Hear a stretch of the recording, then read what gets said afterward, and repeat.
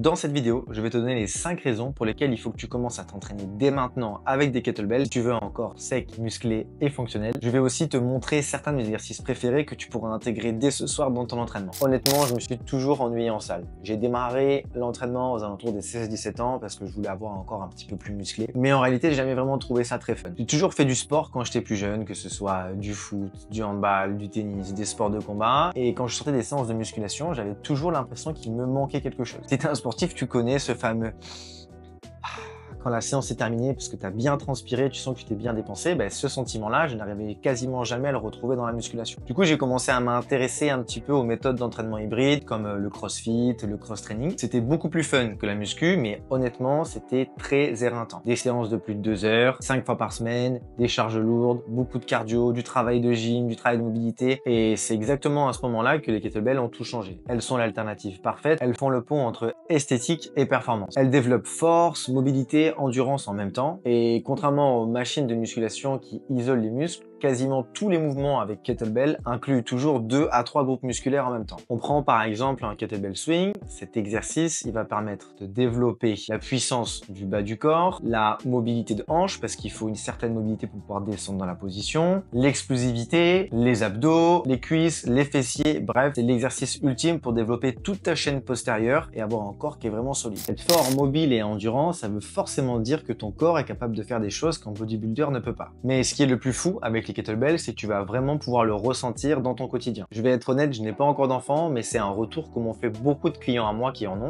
Comme par exemple, j'ai plus mal au dos quand je porte mes enfants dans les bras, ou encore je suis capable de les suivre dans quasiment toute leur activité physique. Et tout ça, c'est vraiment grâce au kettlebell et à la polyvalence de l'outil, parce qu'il te permet de vraiment travailler à la fois ta mobilité, ta force et ton endurance. Et il y a même un mouvement qui s'appelle le Turkish Gallop qui combine les trois en même temps. Pour bien le faire, tu as besoin d'une bonne mobilité, un centre du corps solide et un grip à toute épreuve. Il faut arrêter de négliger l'importance d'avoir un tronc solide, donc des abdos, parce que c'est vraiment ça qui relie le haut du corps et le bas du corps, et c'est la clé de la longévité. Et c'est aussi bien souvent l'une des principales causes de mal de dos. Mais le plus beau avec les kettlebells, c'est que tu n'as pas besoin de te prendre la tête avec des exercices spécifiques au niveau des abdominaux, car ils sont énormément engagés pour pouvoir stabiliser ton haut du corps par rapport à tes mouvements dynamiques comme le swing, comme le clean ou comme le snatch. Résultat, moins de douleur et de risque de blessures bêtes. Et crois-moi, il n'y a rien de plus frustrant que ne pas pouvoir s'entraîner à cause d'une douleur au dos. Un des plus gros avantages des kettlebells, c'est le physique qu'elles donnent. Je t'invite à prendre le temps de regarder sur les réseaux pas mal de comptes de personnes qui s'entraînent avec des kettlebells et leur physique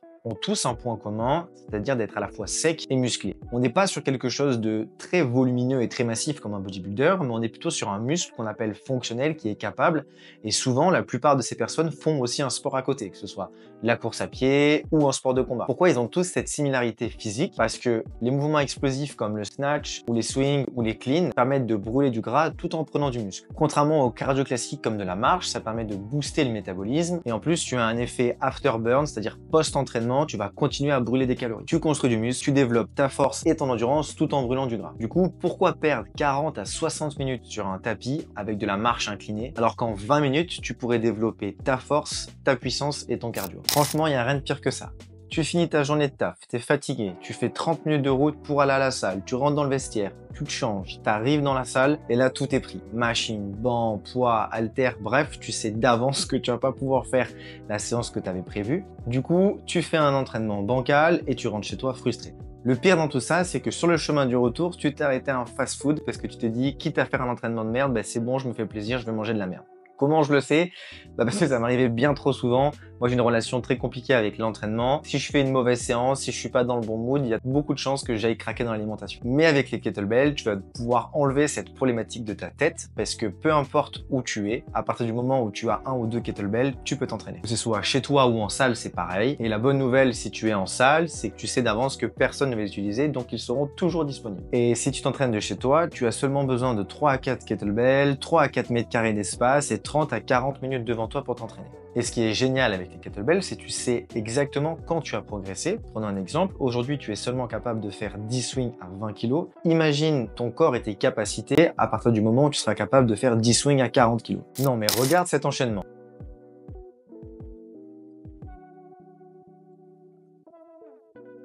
utiliser de façon efficace les plus gros kettlebells. À chaque fois que je vais dans une salle commerciale et que je dois m'entraîner avec des kettlebells, j'ai l'impression d'être l'ovni et que tout le monde me regarde bizarrement. Moi, ça ne me dérange pas qu'ils me regardent bizarrement parce qu'au fond, je sais qu'ils se rendent compte que c'est totalement possible de construire un physique esthétique et performant sans être obligé d'être assis sur une machine. Si tu as fait du sport quand tu étais plus jeune, il y a de grandes chances que tu t'ennuies sur des machines parce que ça te demande rien à part pousser. Alors que sur des snatchs ou des swings lourds, tu es obligé d'être concentré et de gagner tout ton corps à chaque répétition. En faisant des sports de combat, je me rends compte que j'ai quasiment les mêmes sensations quand je m'entraîne que quand je frappe par exemple sur un sac de boxe. Les kettlebells, c'est un outil militaire. Il y a quasiment toutes les sections de forces spéciales qu'ils utilisent régulièrement dans leur entraînement ou quand ils sont en extérieur, en opération. Il y a même un test secret d'une division d'élite qui consiste à faire le maximum de snatch pendant 10 minutes avec 24 kg pour les hommes et 16 kg pour les femmes. Et si tu penses que c'est facile, essaie déjà de faire 100 snatch en moins de 5 minutes avec 16, 20 ou 24 kg. Tu comprendras très rapidement dès les premières répétitions la performance que ça demande. Pour moi, le plus stylé dans le kettlebell, c'est que c'est un outil qui existe depuis l'Antiquité. Les anciens Grecs utilisaient dans leur entraînement des objets sphériques avec une anse pour pouvoir se préparer pour la guerre. Avant de m'entraîner au kettlebell, j'avais un bon physique, mais je manquais de mobilité.